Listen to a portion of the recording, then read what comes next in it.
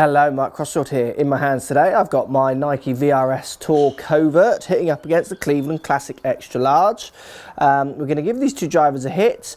We've got dots on the face because we've got GC2 HMT providing some real ball data. Let's give you an idea of how these two clubs perform and see if it's worth changing my driver or not. Let's get stuck in.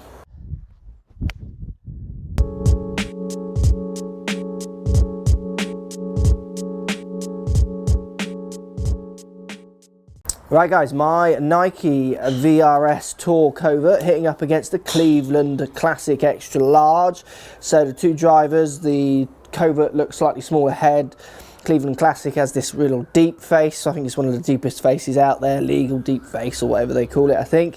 Both of them look pretty nice actually. I mean, the Cleveland Classic tries to have these kind of classic appearances, definitely looks more like an older persimmon wood in many respects. That deep face, quite a small little round head. Covert's got the lovely little round shape, very small head in the Tour version, which I quite like on this one. And obviously the red face, the red head to the black face, so that real contrasting, quite glary looks compared to the Classic with its more understated black face, black head. Look, we're going to give them a hit and talk a little bit about how they feel in relationship to each other, and then we've got some real ball data coming at you from the end as well, so you can see actually what's the difference in distance between these two drivers. So here we go, let's start with the Cleveland Classic Extra Large. Does look nice down by the ball, this one. Here we go, let's give it a wallop. Caught that bottomy of the club, felt slightly heely, yeah it was.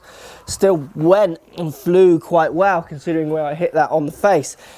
So forgiving wise, this club definitely offers a lot of forgiveness. Let's give it another hit. That was near the middle. It's a nice ball flight. It makes a decent noise. It's quite a loud smash off the face. It does feel off the face like this club, and I've done it in another video. I used the customer think in the other video, where the spin numbers are really low. It's a good low spinning performing driver, the Cleveland Classic Extra Large. Let's give it one more hit. Definitely looks nice down by the ball. Not a bad hit at all, a little bit higher. It was off the top of the club more, but middle felt. Pretty good flight on that one. So we'll give you some ball data on that in a second. So comparing it up to Nike Covert Tour, definitely very contrasting in its looks. Black face, red head, big swoosh on Nike, which I'm sure most of you are aware of now. Slightly smaller head as well. It's a little louder off the face. Very similar in its flight.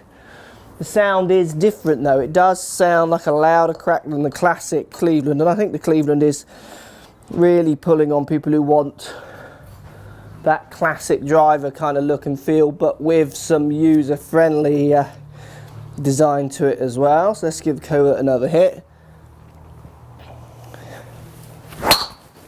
Hit that one really well. Again, it's very similar flight, but just makes a slightly louder crack off the face. So look, let's look at some real ball data then. I've hit some real balls rather than the range balls. We've got some numbers for you, presented by GC2 HMT. So let's give you some data and see which one actually does go physically better than another. Let's check that data out now. Right guys, so we've got the Cleveland Classic Extra Large here coming up first. I averaged 245 on its carry.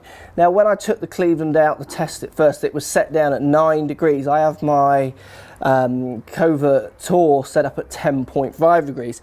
So the Cleveland Classic set down at 9 degrees. I'm launching at 14.5 degrees where I launched my Covert, as you can see here, up at 15.5. Well, there's the degrees difference, isn't there, even in the loft. Ball speed was slightly higher with the Covert to the Cleveland Classic. So at this point I'm thinking the Cleveland Classic is not performing as well as my Covert.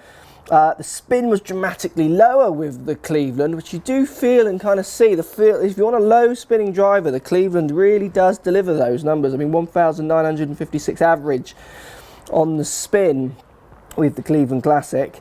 And then peak height was lower, 30 to 40 yards with my Covert, getting up higher, and then the average distance was 6 yards carry less.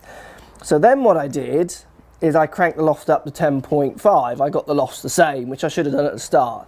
But it just shows you how it can change the data. What happened as soon as I cranked the loft up on the Cleveland to the same as the Covert, you can see the carry was in 1 yard of each other. So those two drivers for carry for distance are performing almost identically.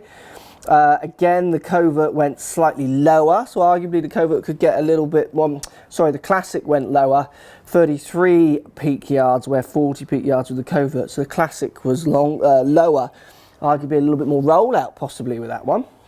And then the spin was lower as well, 2277 with the Cleveland Classic, 2650 with the Nike Covert there. So out of those two, and then the launch was 14.1 and 15.5 of my Covert when they were set at the same loft, same ball speeds.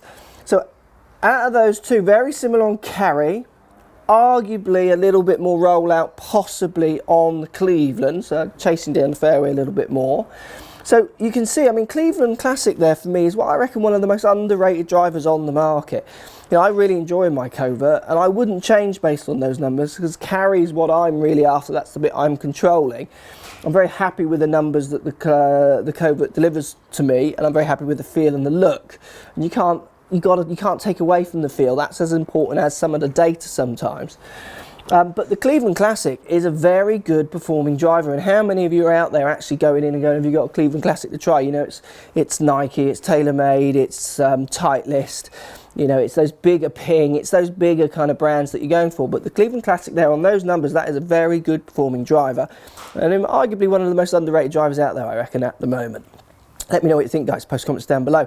You tried the Cleveland, you're thinking of trying it, never thought of trying it. I'd love to hear.